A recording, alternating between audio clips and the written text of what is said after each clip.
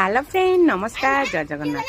देखु ये चाला पुआटा ये पुओ मो भाणीजीर बड़ भाणीजीर पुओ मोर गोटे नाती हम।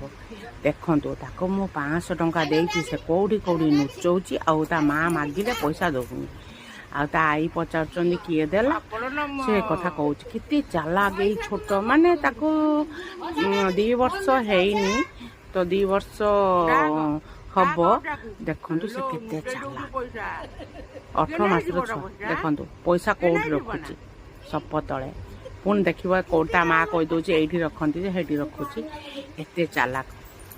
मैंने मो नणंद घर को मुझे मो भाणीजी भी रजपाई बुलायापाई आसते पैसा नुचे देकी पुणी पैसा रखीदेला जुआर बहुत चालाक। यदि मो ब्लॉग टी आप भल लगे लाइक शेयर कमेंट जय जगन्नाथ फ्रेंड लव यू। आ काली गोटे ब्लॉग रहा मो मझिया नानी घर काली आपन को मझिया नानी घर मो ब्लॉगटा देखदेवी देखते चाला ए पिला पैसा पाई ता बड़ भाई की भी पैसा दौनी है मो पाखे चेंज था 5 टଙ୍କା दे